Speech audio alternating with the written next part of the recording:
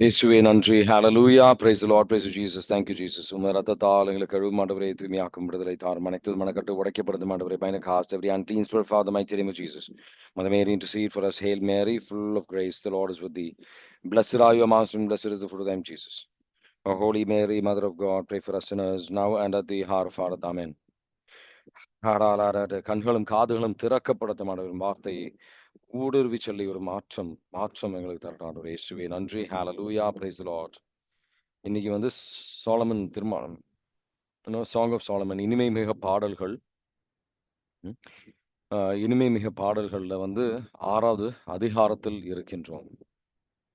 Song of Solomon, அதுல வந்து 6வது அதிகாரத்தில் இருக்கின்றோம். இங்க வந்து எங்க உன்னுடைய நீ நேசிக்கின்ற நபர் எங்க போயிருக்கிறான் அப்படின்ற ஒரு கேள்வி எழுப்புகின்றார். ஒரு ஏக்கம் இருக்கின்றது. நேசிக்கின்ற நபர் வந்து காணவில்லை அப்படின்னு சொல்லிட்டு ஒரு ஏக்கம் இருக்கின்றது. சரிங்களா? ஸோ இனிமை மிக பாடல்கள் 6வது அதிகாரத்துல 1வது வசனம் வாசிக்கிறீங்களா? 1வது வசனம். பெண்களுக்குள் பேரழகியே, உன் காதலர் எங்கே போனார்? உன் காதலர் எப்பக்கம் திரும்பினார்? உன்னோடு நாங்களும் அவரை தேடுவோம். ஆமென். Praise the Lord. ஆமென். Praise the Lord. நம்ம கடவுளுக்கு நம்ம வந்து கடவுள் மேல நமக்கு ஒரு அன்பு இருக்கு. பல பேருக்கு நம்ம ஒரு அன்பு இருக்கு. அது ஒரு நல்ல விஷயம். நல்ல விஷயம். ஆனா பல நேரத்துல வந்து ஆன்மீக வளர்ச்சி, கடவுளை நெருங்கி போக முடியாத சில நேரத்துல கடவுளை வந்து பிரிஞ்சு போற ஒரு காரணம் அப்படின்றது நம்ம இன்னைக்கு வந்து சிந்திக்க போறோம். பிரிந்து போறது வழியாக ஒரு ஏக்கம் நமக்குள்ள வருகின்றது. அதை நம்ம இன்னைக்கு ஆழத்துல புரிந்து கொள்ள போறோம். சரிங்களா? சரி, திருப்பாடல் 97ல 10வது வசனம். கடவுளை நேசிக்கின்றவர்கள் கடவுள் எதிர்பார்க்கின்ற ஒரு விஷயம் அப்படின்றத நம்ம புரிஞ்சுக்க போறோம். திருப்பாடல் 97ல 10வது வசனம். தீமையை ஆண்டவர் அன்பு கூறுகின்றார். அவர் தம் பற்றுமிகு அடியார்களின் உயிரை பாதுகாக்கின்றார். பொல்லாரின் கையின்று அவர்களை விடுவிக்கின்றார். ஆமென். ஆமென். கடவுளை நேசிக்கின்றவர்கள் தீமையை வெறுப்பார்கள் அப்படின்னு. Hate evil. இந்த தீமையை வெறுக்கின்றதை நம்ம எத்தனை பேர் நமக்குள்ள அந்த வெறுக்கின்றோம்? உண்மையா கடவுள் உங்களை நேசிக்கணும்னு நீங்க விரும்புறீங்களா? நம்ம கடவுள் நேசிப்போம். கடவுள் நல்லவர், நம்ம நேசிப்போம். நல்ல விஷயம். கடவுள் உங்களை நேசிக்கணும் அப்படின்னு நீங்க விரும்புறீங்களா? கடவுள் யார் வேணா நேசிக்கிறார். அவர் முழுவதும் அன்புல நிரப்பப்பட்டவர். நமக்கு எல்லாருக்கும் கடவுள் மேல ஒரு அன்பு இருக்கும். அவர் நிறைவாக அவரு அன்புல நிரப்பப்பட்டவர், நிறைவாக நம்ம அன்பு செய்கின்றார். நமக்கு எல்லாருக்கும் அன்பு, கடவுள் மேல ஒரு அன்பு தோணும். அது வந்து ஒரு இயற்கையான ஒரு விஷயம். ஆனால் கடவுள் உங்க மேல அன்பு வைக்கணுமா அப்படின்னா நம்ம இன்னைக்கு இந்த தியானிக்கின்ற ஒரு விஷயம். கடவுளை விட்டு ஒரு பிரிவினை உங்களுக்கு வரக்கூடாதுன்னு நீங்க விரும்புறீங்களா? கடவுளை விட்டு எனக்கு பிரிவினையே வரக்கூடாது, கடவுளை விட்டு நான் அகன்றே போகக்கூடாது அப்படின்னு விரும்புறீங்களா? அப்போ கடவுள் உங்க மேல உங்களுக்கு கடவுள் இன்னும் மேலான ஒரு அன்பு உங்களுக்கு இருக்கணும்னு விரும்புறீங்களா? இதுக்கு எல்லாருக்கும் நம்ம கை தூக்குவோம். கடவுளே நமக்கு அன்பு நமக்கு தேவை. இன்னும் அவரு நம்மளை அன்பு செய்யணும். இன்னும் அதிகமா இந்த அன்பு அதிகப்படணும் அப்படின்னு நமக்கு ஒரு ஆசை இருக்கும். அப்ப நம்ம செய்ய வேண்டிய விஷயம் இதுதான். தீமையை விட்டு விலகு அப்படின்னு சொல்லி பல வசனங்களை கேட்டிருப்போம். நல்ல விஷயங்கள் அதெல்லாம். அந்த வசனங்கள் நமக்கு அனைவருக்கும் தேவை. தீமையை விட்டு விலகுங்கள் அப்படின்ற ஒரு ஆன்மீக உண்மை எல்லாருக்கும் தேவை. ஆனா அதெல்லாம் வந்து முதல் படி. நீங்க வந்து கடவுளை அன்பு செய்கின்றீங்க. கடவுள் உங்களை அன்பு செய்யணும்னா நம்ம வந்து தீமையை விட்டு விலகுங்கள் அப்படின்றது. தீமையை விட்டு விலகுங்கள் இங்க சொல்லல. இங்க போட்டிருக்கிறது என்னன்னா, தீமையை வெறுக்குங்கள். வெறுப்பு வேணும். தீமை மேல ஒரு வெறுப்பு.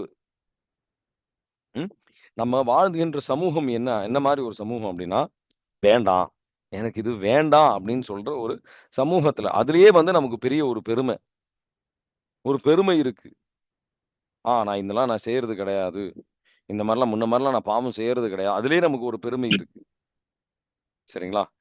வேண்டாம் அப்படின்னு சொல்றது தீமையை வெறுக்கிறதுக்கு ஒப்பான ஒரு விஷயம் கிடையாது. தீமையை வெறுக்கின்றதுக்கு ஒப்பான ஒரு விஷயம் கிடையாது. அது எப்படி அப்படின்னா, அ நம்ம வேண்டான்னு சொல்றோம். ஆனா, அது எப்படின்னா, அந்த ஒரு ஒரு ரூம்ல இருக்கிறீங்க. எனக்கு இது வேண்டாம். அத ஒதுக்கி தான் வச்சிருக்கிறோம். அவ்வளோதான். அந்த குப்பைய எடுத்து வீட்டுக்கு வெளியில போடல. அந்த குப்பை இன்னும் வீட்ல தான் இருக்கு. அந்த அறையில தான் இருக்கு. ஏன் அத வெறுக்கிற அளவுக்கு நம்ம செல்வது கிடையாது. ஏன்னா, நம்ம உள்ளத்துல அதுக்கு ஒரு ஏக்கம் இன்னும் அதுக்கு ஒரு ஏக்கம் இருக்கு. ம். சில பேர் வந்து இந்த சில உறவுகளுக்கு போயிடுவாங்க. சில ரிலேஷன்ஷிப். அந்த ரிலேஷன்ஷிப் போனவங்கலாம் பார்த்தீங்கன்னா, அந்த உறவுகளிருந்து வந்த சில கிஃப்ட்டா இருக்கலாம்.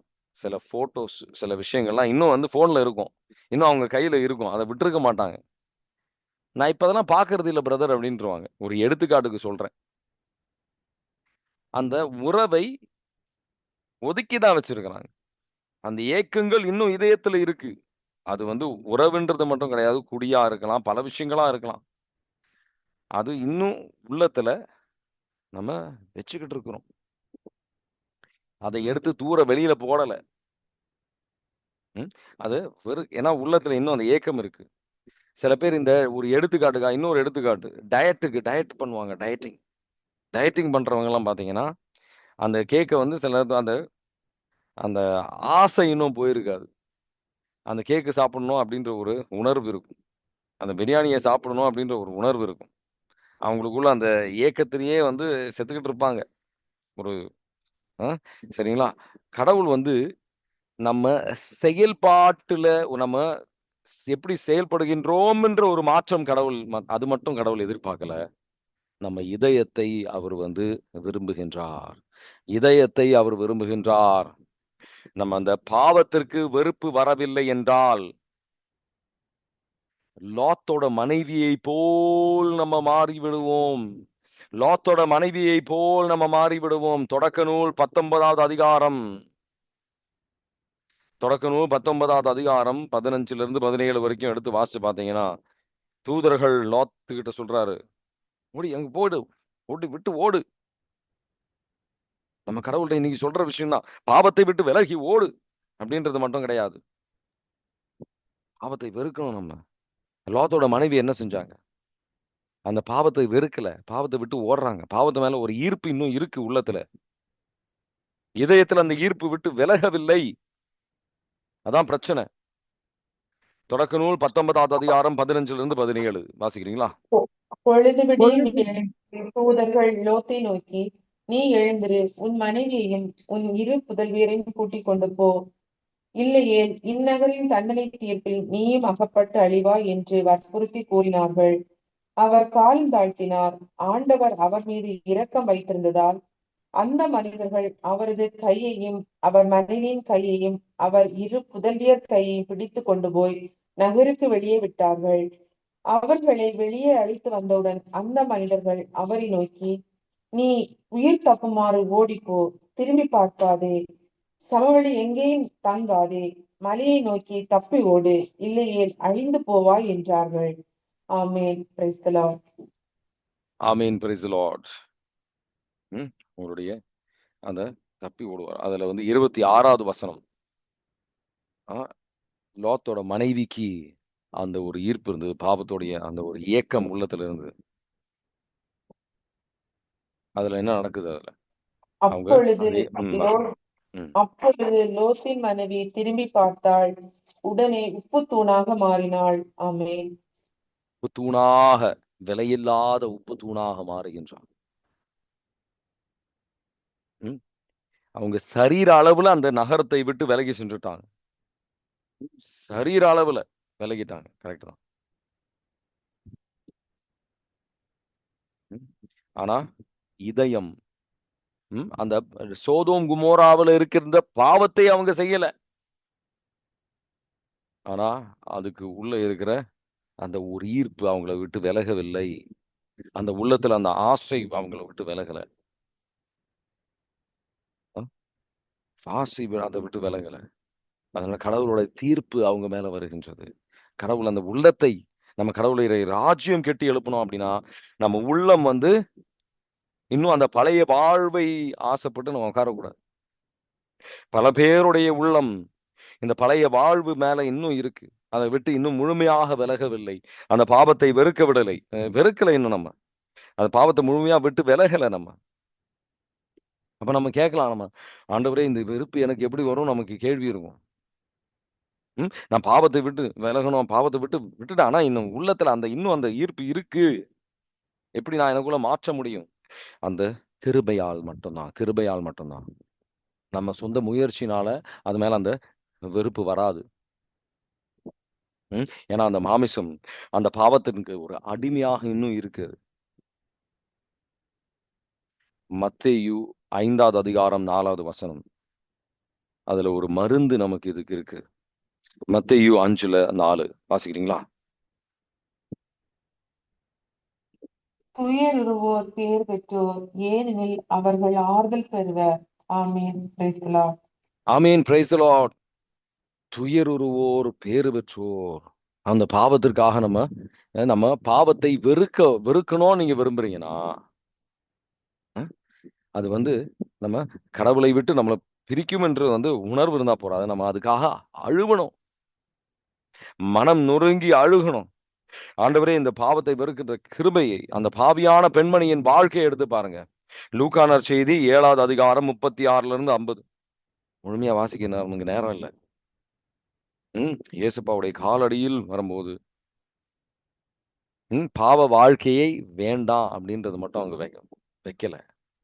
பழைய வாழ்வு வேண்டாம் அப்படின்றது மட்டும் வைக்கல. கண்ணீரால் அந்த மாதிரி நான் எந்த அளவுக்கு கடவுள் நான் வேதனைப்படுத்தி இருக்கிறேன் அப்படின்ற ஒரு ஆழமான ஒரு துயரம் இருந்தது அவங்களுக்கு. நம்ம பாவத்திற்காக அழுகணும். பல பரிசேயர்கள் தீர்ப்பளித்தார்கள். ஏசப்பாவையும் தீர்ப்பளித்தான், அந்த பெண்மணியும் தீர்ப்பளித்தான். உன் பாவம் மன்னிக்கப்பட்டது. உண்மையாக நமக்கு பாவத்திலிருந்து விடுதலை, பாவத்தை வெறுக்கக்கூடிய ஒரு கிருபை இந்த அழுகையில் நமக்கு வரும். பாவத்திற்காக அழுது ஆண்டவர் கிருபையை நாடும் போது அந்த பாவத்தை வெறுக்கின்ற கிருபை நமக்கு வரும்.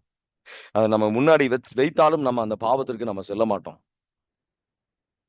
அந்த தண்ணி அடிக்கின்ற ஒரு பாவமா இருக்கலாம், எந்த பாவமா இருந்தாலும் சரி, நம்ம அதை விட்டு விலகி ஓடுவோம். நமக்கு அது மேல ஒரு வெறுப்பு இருக்கும், அருவெறுப்பு இருக்கும் நமக்கு. லூக்கா நற்செய்தி, உன் பாவம் மன்னிக்கப்பட்டது, அற்புதமான வார்த்தை. ஆனா அது மாதிரி நீ அழுவதற்கு தயாரா? அந்த கடவுளுடைய கிருபையை நாடுங்க. அழுகையோடு அதை நாடுங்க. அழுகையோடு நாடுங்க. லூக்கா நற்செய்தி 7வது அதிகாரத்துல அவர் சொல்ற விஷயம் இதுதான். இந்த பெண்மணியை பார்த்தியா அப்படின்ட்டு அவர் கேட்கிற ஒரு கேள்வி. அவ பாவம் அல்லது அது அன்பின் ஒரு வெளிப்படுத்துதல். அது அந்த கண்ணீரோட நம்ம அவருக்கு இதுதான் பிடிக்கும். அவர் நம்ம பாவத்தை வெறுக்கணும்னு அவர் ஆசைப்படுறாரு. அதனால நானும் பாவத்தை வெறுக்க போகின்றேன். ஆண்டவரே, வெறுக்கணும்னு ஆசைப்படுறேன். என் உள்ளம் அதை விடுறதுக்கு தயாராக இல்லை. அதை விட்டு பாவத்தை வெறுக்கின்ற ஒரு உள்ளத்தை எனக்கு தாங்க அப்படின்னு சொல்லி அவங்க அந்த கண்ணீரோடு அதை சொல்றாங்க. 46 46 வரைக்கும் வாசிக்கிறீங்களா? நீர் எனது தலையில் எண்ணெய் பூசவில்லை, இவரோ என் காலடிகளில் நறுமண தைலம் பூசினார். ஆகவே நான் உமக்கு சொல்கிறேன், இவர் செய்த பல பாவங்கள் மன்னிக்கப்பட்டன, ஏனெனில் இவர் மிகுதியாக அன்பு கூர்ந்தார். குறைவாக மன்னிப்பு பெறுவோர் குறைவாக அன்பு செலுத்துவோர் ஆவர் என்றார். பின்பு அப்பெண்ணை பார்த்து, உன் பாவங்கள் மன்னிக்கப்பட்டன என்றார். பாவங்களையும் மன்னிக்கும் இவர் யார் என்று அவரோடு பந்தியில் அமர்ந்திருந்தவர்கள் தங்களுக்குள் சொல்லிக் கொண்டார்கள்.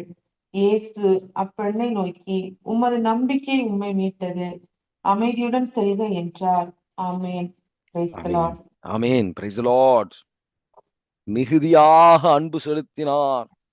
அப்ப கடவுளுடைய அன்பு இன்னும் நிறைவாக நம்ம வாழ்க்கையில வரும். அவங்களை மாறி நம்ம அழுகணும், பாவத்திற்காக அழுகணும். சில நேரத்தில் நமக்கு இதயம் கல்லு மாறி இருக்கிற மாதிரி இருக்கும். அழுகை வராது. அது ஒரு பாவத்திற்காக கிடையாது. நான் சிலை வழிபாடு செஞ்சேன், நான் பல கோயிலுக்கு போனேன், ஒரு பாவத்திற்காக கிடையாது. ஆண்டவரே, நான் இந்த மாதிரி விபச்சாரம் செஞ்சிருக்கிறேன், பல பேர் கூட செஞ்சிருப்போம். நம்ம வந்து ஒரு வாட்டி நம்ம பாவம் செய்ததுக்கும் அழுகணும். ஒரு வாட்டி கடவுளை வேதனைப்படுத்தினதுக்கும் நம்ம அழுகணும். அதுக்கு நம்ம சில நேரத்துல நமக்கு அந்த அழுகை வராது. நம்ம பல நேரம் அழுகிறதுக்கும் நமக்கு தெரியாது. ஏன்னா நம்ம இதயம் கல்லாக மாறி இருக்கின்றது. அதான் அடையாளம். கல்லாக மாறி இருக்கின்றது அடையாளம் அதுதான். ஆவியானவரின் உதவியை நாடுங்கள்.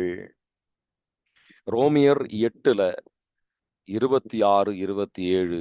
ஆவியானவர் நம்ம வலு நமக்கு அதுல நமக்கு ஒரு வீக்கா இருப்போம். நம்மளால ஜெபிக்க நமக்கு முடியாது. ஆவியானவரே எனக்கு உதவி செய்யும்.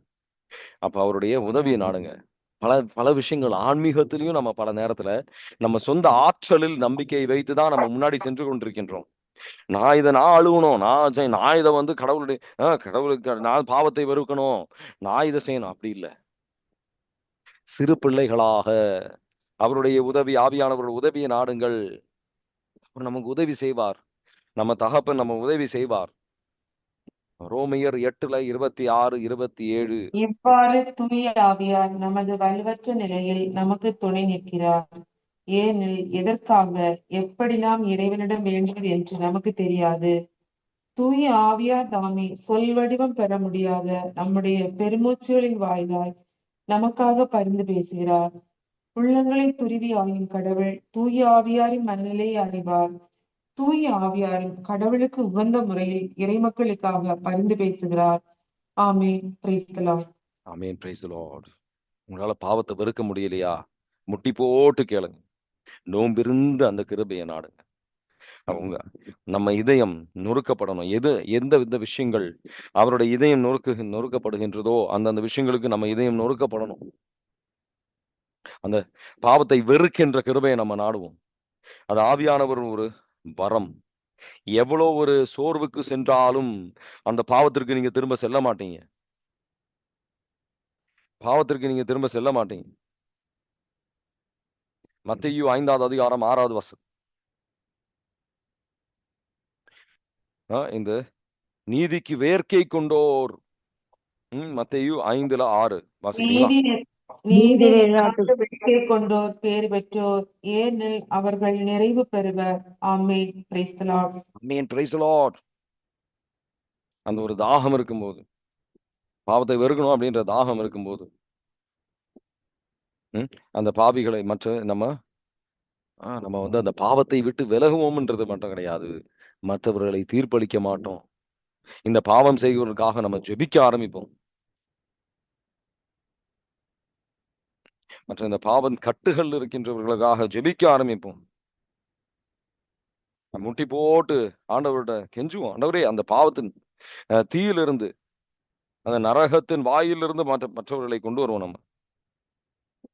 நம்ம நம்ம நம்ம அதான் இயேசப்பாவுடைய இதயம் அப்படின்றது. நம்ம இதயம் அவர் இதயத்தை போல் மாறணும். இதுதான் அவர் சாயலில் மாற்றப்படுவது அப்படின்றது வேற ஒண்ணும் கிடையாது. எப்படி ஜெருசலேம் நகரத்தை பார்த்து அவர் அழுதாரோ அதே போல் நம்ம அழுவோம். மற்றவர்கள் அழிவை பார்த்து நம்ம அழுவோம். இது ஆன்மீக வாழ்வு அப்படின்றது சுயநலமான ஒரு வாழ்வு கிடையாது. நம்ம எதுக்காக இந்த தீமையை வெறுக்கணும்?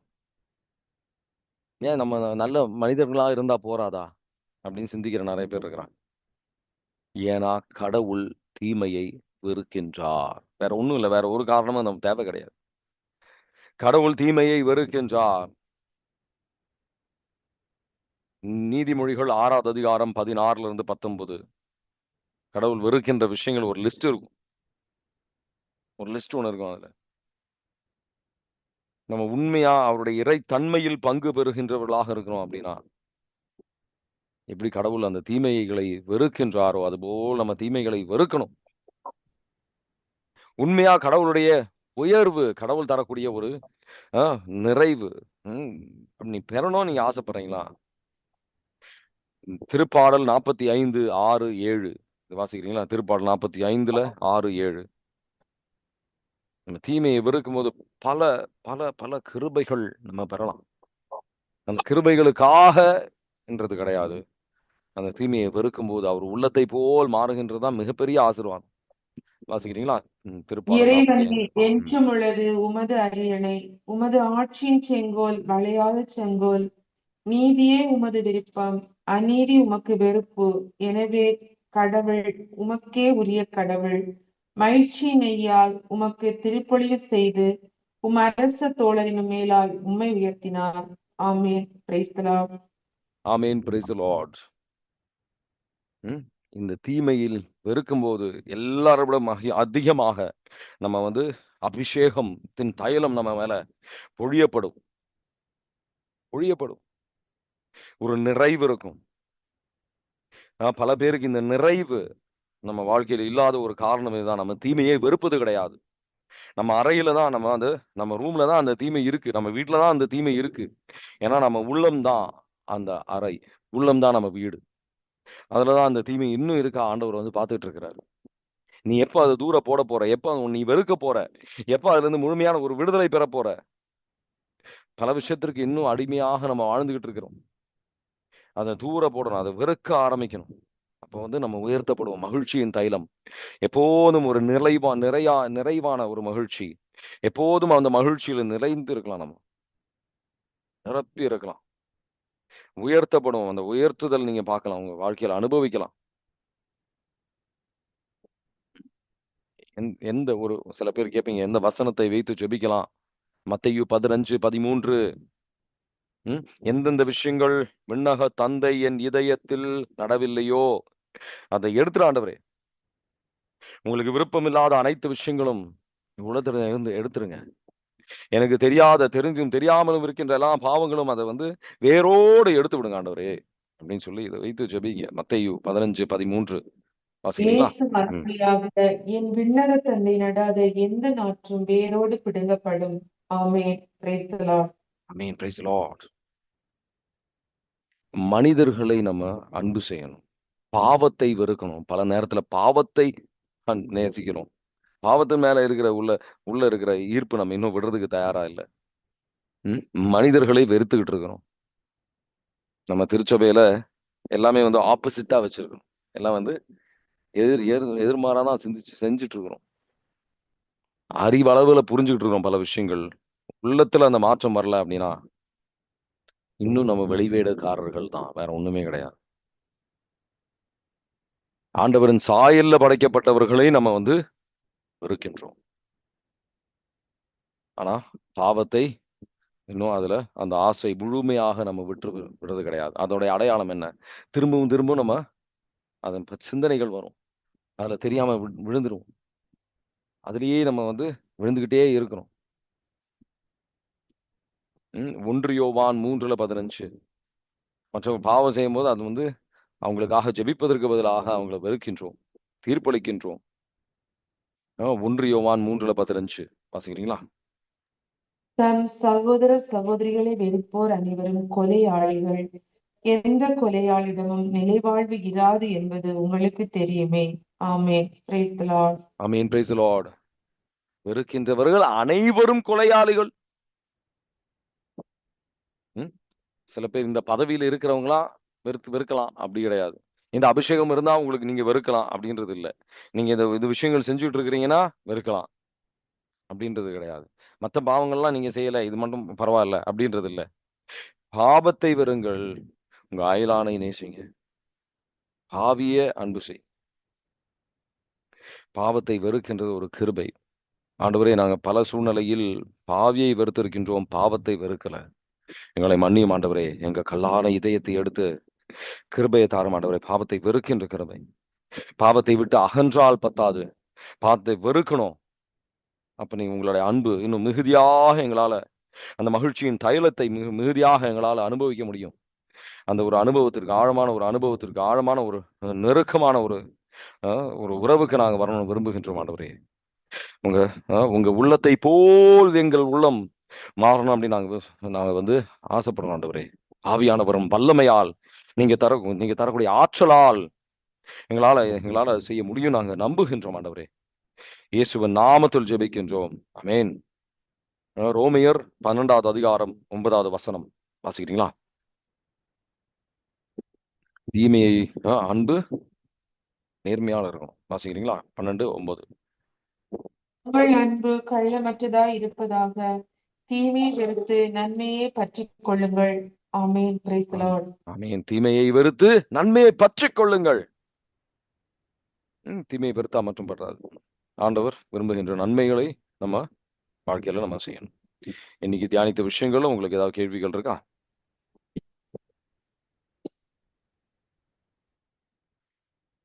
இது தீமையை வெறுப்பது அப்படின்றது ஒரு கனி. தன்னடக்கம் கனி. அன்புல வளருவது அப்படின்றது இதெல்லாம் கனிகள். கனிகள் படிப்படியாக நம்ம ஜெபிக்க ஜெபிக்க ஜெபிக்க சில சூழ்நிலைகள் வரும். உங்களால் அதை நேரிட முடியும். தீமையை விட்டு விலக முடியும்.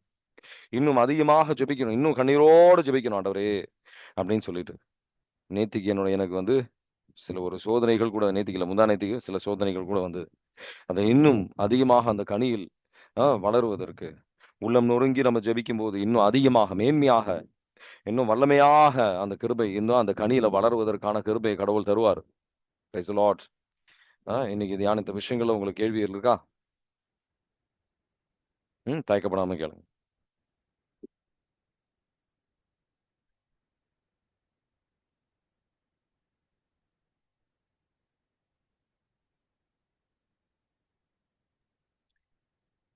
இயேசுவே நன்றி. ஹalleluya. praise the lord. praise Jesus. thank you Jesus. இன்னைக்கு நம்ம திருப்ப அடுத்தது விடுதலை பயண நூல் 15வது அதிகாரம். முக்கியமா அவங்க ஒரு வெற்றி பெற்று ஒரு விடுதலை பெற்று வரும்போது நடக்கின்ற சில விஷயங்கள் இருக்கு. சரிங்களா? நம்ம பல பேர் ஆசைப்படுறது, நம்ம பேசுவது ஒரு விஷயம்.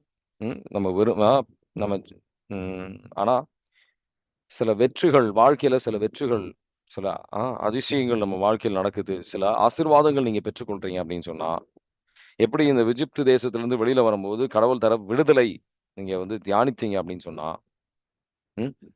நம்ம ஆசைப்படுறது இனி பிரச்சனையே இருக்காது, இனி வேதனையே இருக்காது, ஒரு ஈஸியான ஒரு வாழ்க்கை அப்படிதான் நம்ம ஆசைப்படுறோம். ஆனா உண்மையா கடவுள் விரும்புவது என்ன? அது கிடையாது. இன்னும் சக்தி வாய்ந்த ஒரு ஆன்மீக ஒரு பிள்ளைகளாக, கடவுளுடைய பிள்ளைகளாக இருக்கணும், ஆணும் பெண்ணுமாக இருக்கணும் அப்படின்னு சொல்லி ஆண்டவர் விரும்புறாரு. ஆண்டவர் உடைய ஒரு அழைத்துதலுக்கு ஏற்றபடியான ஒரு வல்லமையை நம்ம நாடணும். ஆண்டவருடைய அழைத்துதல், கடவுளுடைய அழைத்தல், நம்ம கொடுத்த ஒவ்வொருத்தருக்கும் கொடுத்த அழைத்துதலுக்கு ஏற்றபடியான வல்லமையை நீங்க நம்ம நாடணும். பல நேரத்துல அதுக்கு பதிலாக எளிதான ஒரு வாழ்க்கையை தான் நம்ம தேடிக்கிட்டு இருக்கோம். பிரச்சனைகள் நீங்கணும், எளிதான ஒரு வாழ்க்கை. எப்படி ஒரு ஒரு சில சூழ்நிலைகளுக்கு அப்புறம் ஒரு வெற்றி வருகின்றதோ, கவனமா இருக்கணும். அடுத்து இன்னொரு ஏதாவது பிரச்சனைகளும் வரலாம். கவனமாக இருக்கணும். சில விஷயங்கள் அதனாலதான் இந்த யூத மக்கள் அந்த சீனாய் மலைக்கு செல்லும்போது அவங்க வாழ்க்கை ஒரு பயணம். இன்னும் பல பிரச்சனைகள் வரும் அப்படின்றத மறந்துட்டாங்க. ஒரு வெற்றி வந்துச்சுன்னா இனிமே வாழ்க்கை சுமூகமா இருக்கும். வீட்டுல ஒரு பிரச்சனைக்கு ஒரு தீர்வு வந்துடுச்சுன்னா இனி வாழ்க்கை சுமூகமா இருக்கும் அப்படின்னு நினைக்க கூடாது. சில பேர் ஒரு தியானத்துக்கு போயிட்டு வந்தா எல்லா பிரச்சனையும் சரியாயிடும். அதெல்லாம் தவறான எண்ணங்கள். வாழ்க்கை ஒரு பள்ளிக்கூடம் மாதிரி. ஆண்டவர் பல விஷயங்கள் நமக்கு சொல்லித்தர விரும்புகின்றார். ஒரு வளர்ச்சி எதிர்பார்க்கணும். சில சூழ்நிலைகள், சில வேதனைகள் வழியா, சில கஷ்டமான சூழ்நிலை வழியா கடவுள் ஒரு வளர்ச்சியை கொடுக்க விரும்புறாரு. இப்போ விடுதலை பயண நூல் 15வது அதிகாரத்துல இஸ்ரேல் மக்கள் என்ன சிந்திக்கிறாங்க, என்ன குடிக்கிறதுக்கு இருக்கும், என்ன 15வது அதிகாரம் 22வது வசனத்திலிருந்து பாடெல்லாம் பாடி நல்ல வெற்றியோட வராங்க வெளியில. ஆனா இந்த பாலைவனத்திற்கு செல்லும் போது, சீனாய் மலைக்கு செல்கின்ற வழியில இந்த தண்ணீர் இல்லை அப்படின்னு சொன்ன உடனே தண்ணீர் இல்லை அப்படின்னு சொன்ன உடனே புலம்ப ஆரம்பிச்சிடறான். என்ன சாப்பிடலாம், என்ன குடிக்கலாம், இந்த 2 விஷயங்கள் 15வது அதிகாரத்திலையும் 16வது என்ன உண்ணலாம், இதுல என்ன தண்ணீர் இருக்கலாம் அப்படின்ட்டு. இந்த அடிப்படையான விஷயங்களுக்கு நம்ம கவலைப்படுகின்ற ஒரு உள்ளமாக இருக்கும்போது நம்பிக்கை இல்லை. பல பிரச்சனைகளுக்கு இதுல வந்து நம்ம செல்ல முடியும். பல பிரச்சனைகள் நம்ம வாழ்க்கையில வரும். ம். ஆமா. பாலைவனத்துல ஒரு நாள்ல வந்து தண்ணி இல்லாம இருந்தாலே ரொம்ப கஷ்டமா இருக்கும். 2 நாள் அப்படின்னு சொன்னா மிகவும் கஷ்டமா இருக்கும். 3வது நாள் அது வந்து முடியாது. முக்கியமா பிள்ளைகளுக்கு, விலங்குகளுக்கு,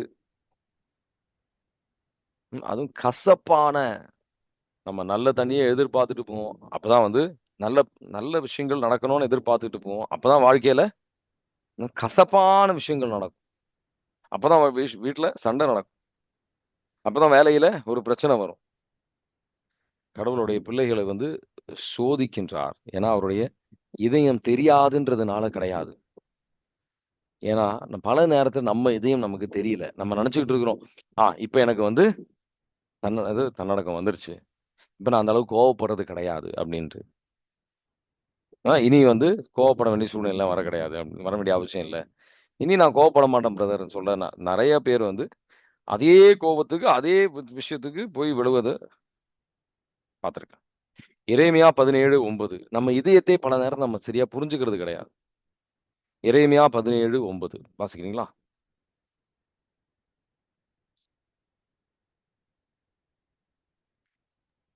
ம். இதயமே அனைத்திலும் வஞ்சகம் மிக்கது. அதனை நலமாக்க முடியாது. அதனை யார்தான் புரிந்து கொள்வர்? ஆமென். Praise the Lord. ஆமென். Praise the Lord. யார் தான் புரிஞ்சுக்க முடியும்? கடவுள் மட்டும் தான் அந்த சோதனை நம்ம கடவுள் சோதனை அனுமதிக்கிறார் அப்படின்னா, நம்ம ஆன்மீக வளர்ச்சிக்காக. இந்த ஒரு விஷயத்த மனதுல எப்பவுமே வச்சுக்கோங்க. சில ஆன்மீக உண்மைகள் நம்ம மனசுல பதிய வேண்டிய சில உண்மைகள் இருக்கு. கடவுள் சோதனைகள் அனுமதிக்கிறது நம்ம ஆன்மீக வளர்ச்சிக்காக. நம்ம வளரணும். நம்ம அவருடைய ஆசீர்வாதம் பெறணும் அப்படின்றதுக்காக. சாத்தான் வந்து டெம்ப்டேஷன். கடவுள் வந்து டெஸ்ட். ஒரு டீச்சர் டெஸ்ட் வைக்கிற மாரி. பாஸ் ஆவணும்ன்றதுக்காக தான். சாத்தான் வந்து டெம்ப்டேஷன் சோதனை. சாத்தானுடைய சோதனை அப்படின்றது நம்ம ரொம்ப மோசமாகணும். நம்ம வந்து கடவுள விட்டு விலகி செல்லணும் அப்படின்றதுக்காக. ம். நம்ம வந்து கடவுள விட்டு விலகி செல்லணும் அப்படின்றதுக்காக. ஆனா, இந்த சூழ்நிலைகள் வந்து எந்த விதத்துல நம்ம ஏற்றுக்கொள்கின்றோம், அதுல தான் நம்ம வந்து வாழ்க்கை எந்த விதத்துல செல்லும் அப்படின்றது முடிவு பண்ண முடியும். நீங்க கடவுளை நம்புகின்றீர்கள் அப்படின்னு சொன்னா, அவர் வார்த்தைக்கு கீழ்ப்படிவீங்க. நம்ம சோதனைகள நம்மளால வெற்றி பெற முடியும். நம்மளால வளர முடியும். ஆனா, நம்பிக்கை இல்லாம புலம்ப ஆரம்பித்தோம் அப்படின்னு சொன்னா, இந்த மக்கள் புலம்ப ஆரம்பிக்கின்றார்கள். புலம்ப ஆரம்பிக்கிறோம். கவலைக்கு உள்ளாகின்றோம். கீழ்ப்படியாமையில் செயல்படுகின்றோம் அப்படின்னு சொல்லும்போது, அந்த சோதனையில நம்ம வளர்ச்சி வராது. யாக்கோபின் நூல் 1வது அதிகாரம் 12லிருந்து 18. யாக்கோபின் நூல் 1வது அதிகாரம் 12லிருந்து 18. அவர் காத்து நிற்கின்றார். அவர் உதவியை நாட மாட்டோமா? இந்த சோதனையில் நம்ம வெற்றி பெற மாட்டோமா? அப்படின்னு சொல்லி. யாக்கோபு 1:12லிருந்து 18 வாசிக்கிறீங்களா? சோதனையை மன உறுதியுடன் தாங்குவோர் பேறு பெற்றோர். ஏனெனில் அவர்களது தகுதி மெய்ப்பிக்கப்படும்போது தம்மீது அன்பு கொள்வோருக்கு கடவுள் வாக்களித்த வாழ்வாகிய வெற்றி வாகையினை அவர்கள் பெறுவார்கள். சோதனை வரும்போது இச்சோதனை கடவுளிடமிருந்து வருகிறது என்று யாரும் சொல்லக்கூடாது. ஏனெனில் கடவுள் தீமையின் தூண்டுதலுக்கு உள்ளாவதில்லை. அவரும் எவரையும் சோதிப்பதில்லை. ஒவ்வொருவரும் தம் சொந்த தீய நாட்டத்தினாலே சோதிக்கப்படுகின்றனர். அது அவர்களை கவர்ந்து மயக்கி பயப்படுத்துகின்றது. பின்னர் தீய நாட்டம் கருக்கொண்டு பாவத்தை பெற்றெடுக்கின்றது. பாவம் முழு வளர்ச்சி அடைந்து சாவி விளைவிக்கின்றது. ஆமீன். Praise the Lord. ஆமீன். Praise the Lord. பல சூழ்நிலையில நம்ம வாழ்க்கையில வர்றது நம்ம சொந்த ஒரு இந்த வசனத்துல போட்டிருக்கிற மாரி. பெரும்பாலும் நம்ம வாழ்க்கையில இந்த பிரச்சனைகள்லாம் பார்த்தீங்கன்னா, நமக்குள்ள இருக்கிற அடிமைத்தனத்திலிருந்து வர்றதுதான் அப்படின்னு யாக்கோபுல போட்டிருக்கு. ஆனா இங்க கடவுள் வந்து சில சோதனைகளும் அனுமதிப்பார். சில இந்த சோதனைகள் வந்து நம்ம பாவத்துக்கு விழணும் அப்படின்றதுக்காக கிடையாது. நம்ம கடவுளுடைய வல்லமையை காணணும் அப்படின்னு சொல்லி, அனுபவிக்கணும். அவர் எந்த அளவுக்கு செயல்படுவார் அப்படின்ட்டு. இதனுடைய மிக அருமையான ஒரு எடுத்துக்காட்டு அப்படின்றது ம், யோவான் நற்செய்தி 11வது அதிகாரம். லாசர் நோயுற்று இருக்கும்போது இன்னும் 2 நாள் தாமதம், இன்னும் லேட் ஆகும், நீங்க எதிர்பார்க்கறத விட லேட் ஆகும். எவ்வளவுக்கு புலம்பும் போது இன்னும் லேட் ஆகும்.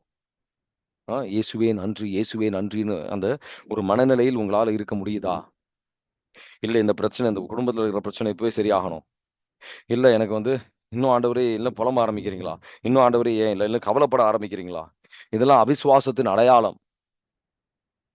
இன்னும் நம்ம விசுவாசத்தை ஆழப்படணும் அப்படின்னு சொல்லி கடவுள் அனுமதிப்பார். இயேசுவே நன்றி என்ற வாயில அந்த உள்ளத்துல அந்த சாத்தான் அந்த கஷ்டங்கள் வரும்போதும் பார் கடவுள் உன்னை கைவிட்டுட்டாரு. உனக்கு அவருக்கு உன் மேல அன்பு இல்ல அப்படின்னு பல தவறான சிந்தனைகள் நம்ம மனசுல வரும். அதை ஏற்றுக்கொள்ளக்கூடாது. அவர் வார்த்தைக்கு மாறான சிந்தனைகள் ஒன்னும் நம்ம மனதில் ஏற்றுக்கொள்ளக்கூடாது. யோவான் நற்செய்தி 11:1 6 வாசிக்கிறீங்களா? பெத்தானியாவில் வாழ்ந்து வந்த லாசர் என்னும் ஒருவர் நோயுற்றிருந்தார். அவ்வூரில்தான் மரியா அவருடைய சகோதரியான மார்த்தாவும் வாழ்ந்து வந்தனர். இந்த மரியாதான் ஆண்டவர் மேல் நறுமணத் தைலம் பூசி தமது கூந்தலால் அவரின் காலடிகளை துடைத்தவர். நோயுற்றிருந்த லாசர் இவருடைய சகோதரர்.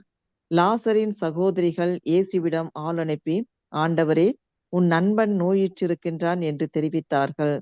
அவர் இதை கேட்டு, இந்நோய் சாவில் போய் முடியாது, கடவுளின் மாட்சி விளங்கவே இவன் நோயுற்றான், இதனால் மானிட மகனும் மாட்சி பெறுவார் என்றார். மார்த்தாவிடமும் அவருடைய சகோதரியான மரியாவிடமும் லாசரிடமும் இயேசு அன்பு கொண்டிருந்தார். லாசர் நோயுற்றிருப்பதை கேள்விப்பட்ட பிறகு தாம் இருந்த இடத்தில் இன்னும் 2 நாள் அவர் தங்கியிருந்தார். பின்னர் தம் சீடரிடம், மீண்டும் யூதேயாவுக்கு போவோம் வாருங்கள் என்று கூறினார்.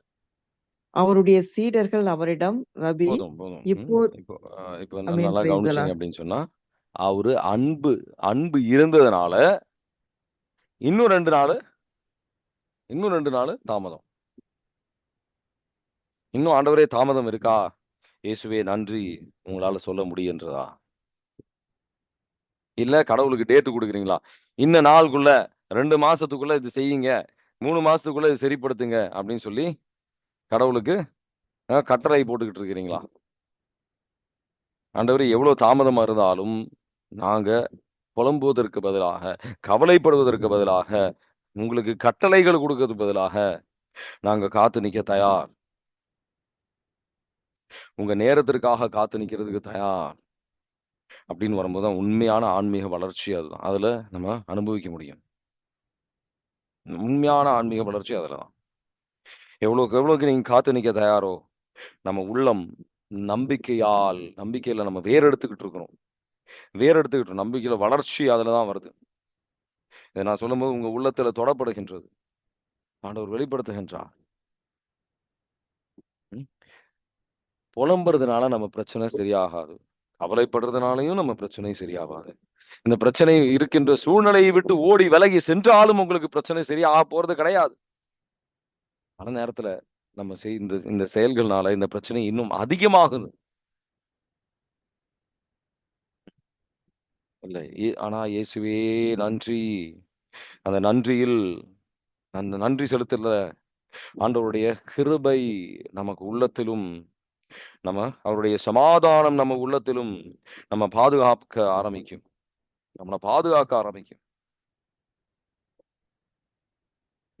எப்படி மோசே என்ன செய்யறாரு? மோசையின் நம்பிக்கையை பாருங்க. விடுதலை பயண நூல் 15வது அதிகாரத்துல மோசே என்ன செய்யறாரு? ஆண்டவரே அப்படின்னு சொல்லி அவர் அழுகின்றார். ஆண்டவரே அப்படின்னு அவர் சொல்றார், அழுகின்றார். கடவுள் என்ன செய்யறார்? அதுல ஒரு மரத்தை காட்டுகின்றார். அவர் சிலுவையை பார்த்து நீங்க தியானித்தீங்க அப்படின்னு சொன்னா உங்க எல்லா பிரச்சனைகளுக்கும் தீர்வாங்க உங்களால கண்டுபிடிக்க முடியும். அவர் வெளிப்படுத்துவார். அதுல எத்தனை பேர் நம்ம இந்த அவர் சிலுவை பாட நம்ம தியானிக்கின்றோம். விடுதலை பயண நூல் 15ல 24, 25 வாசிக்கிறீங்களா? நாங்கள் எதைத்தான் குடிப்போம் என்று கூறி மக்கள் மோசேக்கு எதிராக முறுமுறுத்தனர். அவரும் ஆண்டவரை நோக்கி குரல் எழுப்பினார். ஆண்டவர் அவருக்கு ஒரு மரத்துண்டை காட்டினார். அதை அவர் தண்ணீரில் எறிய தண்ணீரும் சுவை பெற்றது. அங்கே சட்டங்களையும் ஒழுங்குகளையும் தந்து ஆண்டவர் அவர்களை சோதித்தார். ஆமென். Praise the Lord. ஆமீன். Praise the Lord. ஆண்டவர் அவர்களை சோதித்தார். பிலிப்பியர் 2வது அதிகாரம் 12-16 எடுத்து வாசிங்க. அதுல போட்டிருக்கும், கடவுள் நமக்குள்ள செயல்பட்டுக்கிட்டு இருக்கிறாரு. இதை நம்ம பல நேரத்துல உணர்றது கிடையாது. பல நேரத்துல நம்ம எப்படி சிந்திக்கிறோம் அப்படின்னா, அவங்க இந்த மாதிரி செய்யறாங்க, இவங்க இந்த மாதிரி செய்யறாங்க, மனிதர்கள் மட்டும்தான் பார்க்கணும். இது ஒரு ஆன்மீக உலகம் இருக்கு, கடவுள் அதுல செயல்பட்டு கொண்டிருக்கின்றார் என்ற உணர்வே நமக்கு இல்லை. ஏன்னா அந்த உலக மனிதர்களாக நம்ம சிந்திச்சுட்டு இருக்கிறோம். இந்த ஆன்மீக உலகத்தை பத்தி நம்ம கடவுள் செயல்பட்டு இருக்கிறாரு, எல்லாம் வல்ல கடவுள் என்னோட இருக்கின்றார் அப்படின்ற ஒரு உணர்வு இல்லை. நம்மளை சோதித்துக்கிட்டு இருக்கிறாரு, நம்மளை இன்னும் அவர் சாயல மாற்றி கொண்டிருக்கின்றார் அப்படின்ற உணர்வு இல்லை. மோசையை போல் நம்ம செயல்படுறது கிடையாது. நம்ம சிலுவையை பார்க்கறது கிடையாது. அவர் பாடுகளால் அவர் நம்மளை மீட்டெடுத்துட்டு இருக்கிறாரு. நம்ம அனுபவிக்கிறது ஒரு பெரிய விஷயமே கிடையாது அப்படின்றது, அதை ஒப்பிட்டு பார்க்க முடியாதுன்றதும் நம்ம மறந்துடுறோம். பிலிப்பியர் 2வது அதிகாரம் 12-16 வாசிக்கிறீங்களா?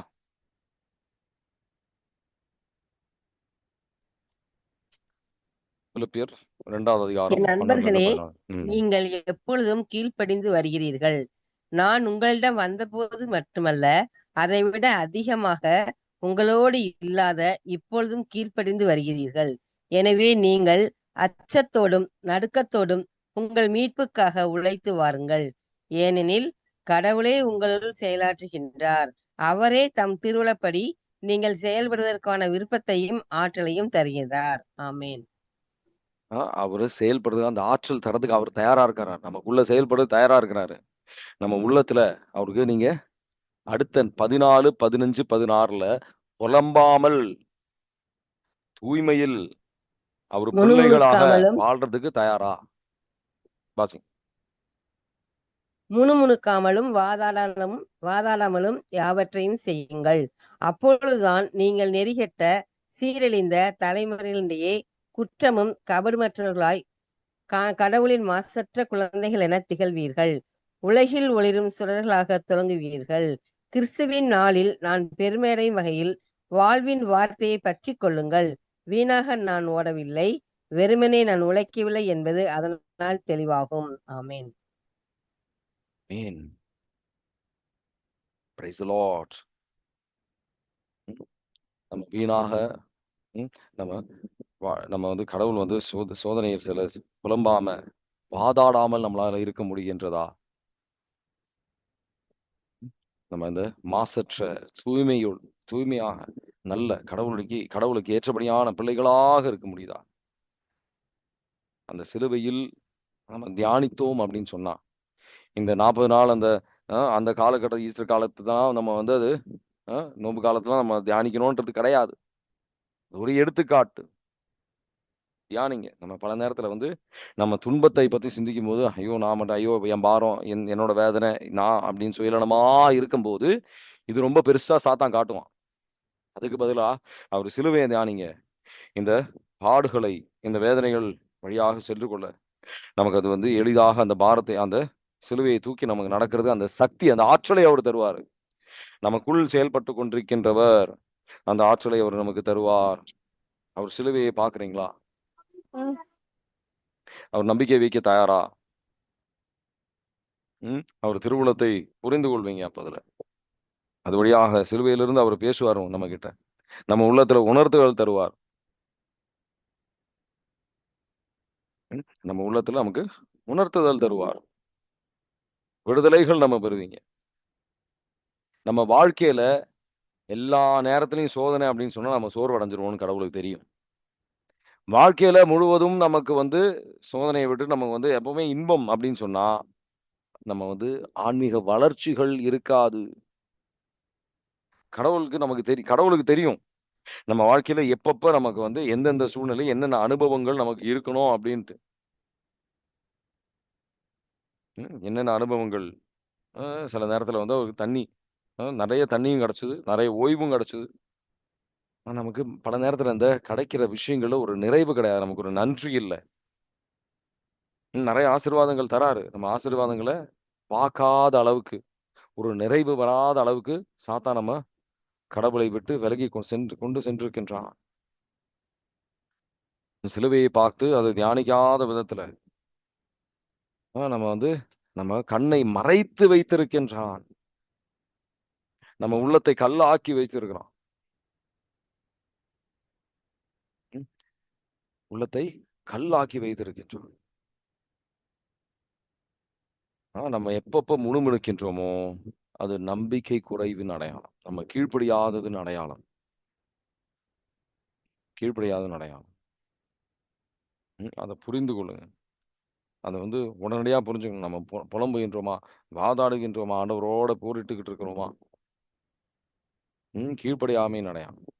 அடுத்தது 16வது அதிகாரத்துல 1-3 என்ன பாக்குறீங்க? புலம்ப ஆரம்பிக்கிறாங்க. என்ன சாப்பிடுவோம் அப்படின்னு சொல்லி. எகிப்துல என்ன சாப்பிடுவோம்? எகிப்துல ஐயோ நாங்க அப்படி இருந்தோம், நாங்க அப்படி இருந்தோம், இப்படி இருந்துச்சு. பழைய வாழ்க்கையே நல்லா இருந்துச்சு. புலம்ப ஆரம்பிக்கிறாங்க.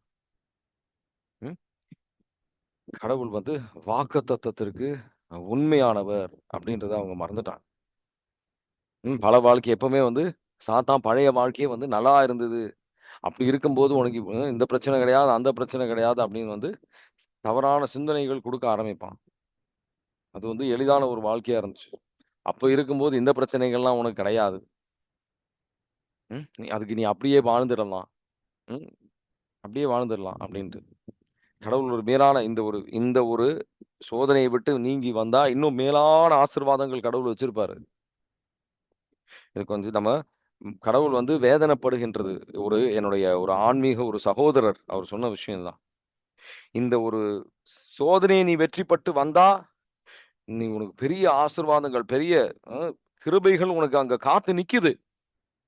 பல நேரத்துல நம்ம அந்த சோதனை வெற்றி பெறாது நம்ம பாவத்துல விழுந்துட்டோம் அப்படின்றத விட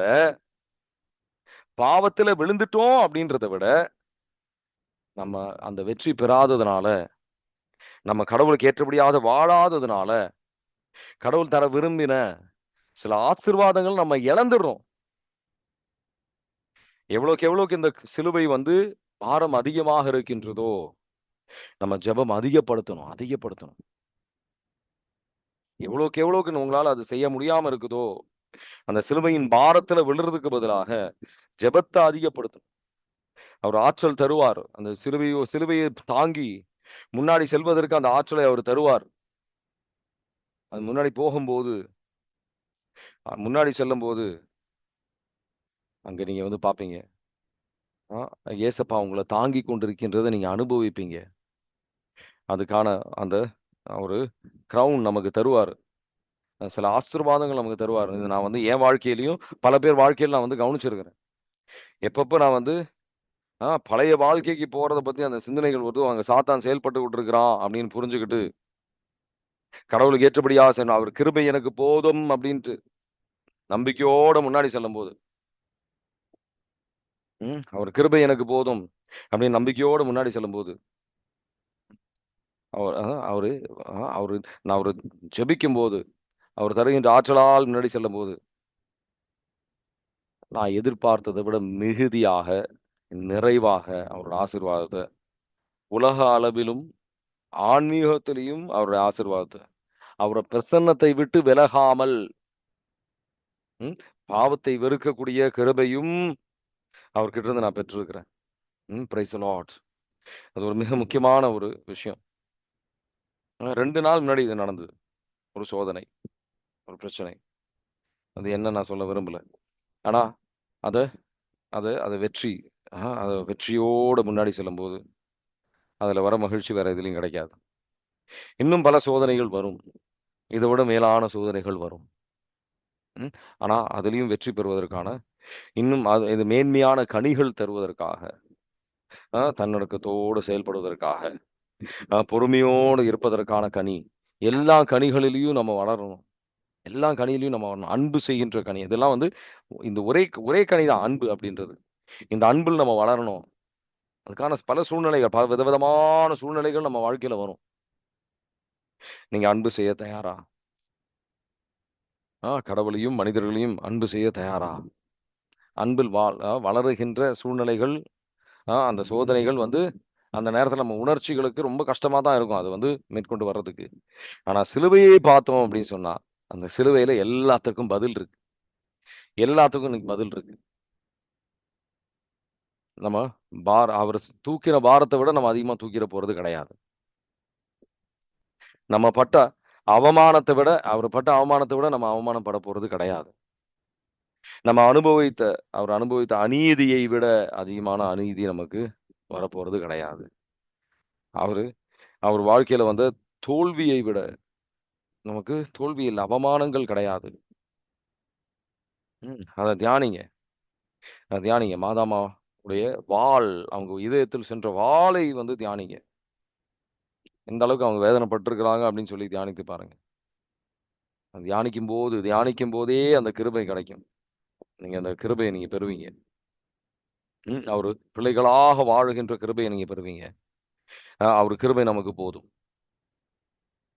அந்த வெற்றி அதோடு நம்ம முன்னாடி செல்லும்போது புலம்பாமல், வாதாடாமல், கவலைப்படாமல், பழைய பாவ வாழ்க்கைக்கு செல்லாமல், அவர் பின்னாடி செல்லும்போது உறுதியாக ஆன்மீக வளர்ச்சி, நமக்கு பாவத்தை வெறுக்கின்ற கிருபையும், அவர் பிள்ளைகளாக வாழுகின்ற அவர் நம்ம உள் செயல்பட்டு இருக்கின்றதை உங்களால உணர முடியும். கீழ்ப்படிய முடியும். லோத்தின் மனைவியை போல் பின்னாடி பார்க்க வேண்டிய ஒரு உணர்ச்சி வராது. பழைய வாழ்க்கையை நம்ம ஆசைப்படுறதுக்கான உணர்ச்சி வராது. குழப்பத்திற்கு நம்ம இடம் கொடுக்க வேண்டிய அவசியம் கிடையாது. கடவுளுடைய மகிமையை நீங்க பாப்பீங்க. கடைசியில இந்த 2 வசனம் 16வது அதிகாரம், விடுதலை பயண நூல் 16வது அதிகாரம் 6, 7 அவருடைய மகிமையை, ஆண்டவரே நான் இதுல இருந்து எப்படி இதுல வெளியில வரலாம் அப்படின்றது பல நேரத்துல நான் கேட்கிறோம். கஷ்டமான சூழ்நிலையில இது வழியாக எனக்கு என்ன சொல்லித்தர விரும்புறீங்கன்னு கேட்டு பாருங்க. மேலான ஒரு வளர்ச்சியை, அவர் மகிமையை காண்பீர்கள். மேலான ஒரு வளர்ச்சியை நீங்க பாப்பீங்க. சரிங்களா? இன்னைக்கு தியானித்த விஷயங்கள் உங்களுக்கு ஏதாவது கேள்வி இருக்கா?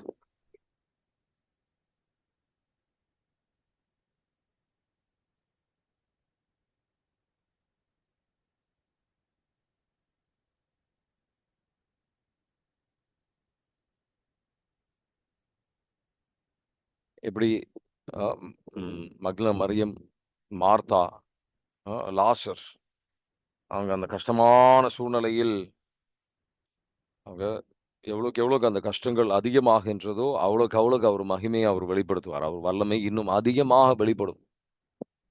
அவர் திருவுளத்துக்கு ஏற்றபடி நீங்க செயல்பட்டீங்க அப்படின்னா. சரிங்களா? ஏதாவது கேள்விகள் இருக்கா? ஆனா நம்ம பல பேருடைய பிரச்சனை என்னன்னா மனம் தளருகின்றோம். மனம் தளர்ச்சிக்கு நம்ம இடம் கொடுக்கும்போது அங்க சாத்தான் ஜெயிச்சுக்கிட்டு இருக்கிறான்.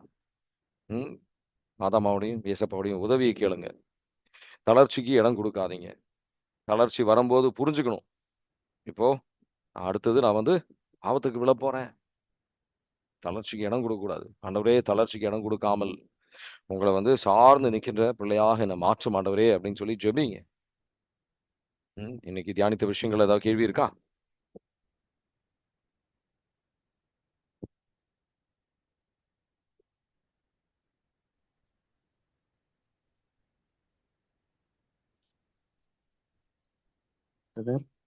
சொல்லுங்க சார்.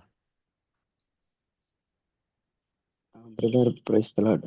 ஒரு சாட்சி பிரதர். சொல்லுங்க. பிரதர் நேற்று ப்ரேயர் முடிச்சு நாங்க ஃபேமிலி ஆட்டோவில் போயிட்டு இருக்கும்போது பின்னால் ஒரு கார் வந்து ஆட்டோ இடிச்சிருச்சு. கார் வந்து ரொம்ப ஃபாஸ்ட்டாக வந்தாங்க. அவங்க பிரேக்கு பிடிச்சதுக்கப்புறம் கூட ஆட்டோ பின்னால் எல்லாம் ரொம்ப டேமேஜ் ஆகிட்டு சின்ன ஒரு இதோட நாங்கள் தப்பிட்டோம். ஏன்னா நீங்கள் ஊழியத்தில் எல்லாரும் ப்ரேயர் பண்ணி விட்டதுனால தான் இப்படி போயிட்டு, இல்லாட்டி அந்த கார்காரன் பிரேக் பிடிக்காட்டி இன்னைக்கு உயிரோட இருந்திருக்க மாட்டோம். அந்த அளவு ஃபாஸ்ட்டாக வந்தான். ப்ரேயர் பண்ண உங்களுக்கும் ஊழியத்தில் இருக்க எல்லாருக்கும் ரொம்ப தேங்க்ஸ். Price Lord. ஆண்டவர் வந்து நல்ல ஒரு அற்புதமா அவங்களை காப்பாத்தி இருக்கிறாரு. Price Lord. ஒரு ஆட்டோ வந்து இடிச்சு அவங்க வந்து இன்னும் உயிரோடயே இருந்திருக்க மாட்டாங்க. ஆண்டவர் அந்த பாவத்துடைய எல்லாம் அந்த பிரச்சனையிலேருந்து காப்பாத்தி இருக்கிறார் கடவுள். Praise Lord. God bless you. இயேசுவே நன்றி. ஹalleluya. Praise Lord. ஆண்டவர் வந்து இந்த பாவத்தை வெறுக்கவும் அவர் சோதனைகளை வெற்றி பெற்று அவர் கிருபையால் வெற்றி பெற்று முன்னாடி செல்ல அந்த கிருபையை அவர் தருவார் எல்லாருக்கும். God bless you. Have a nice day. Thank you.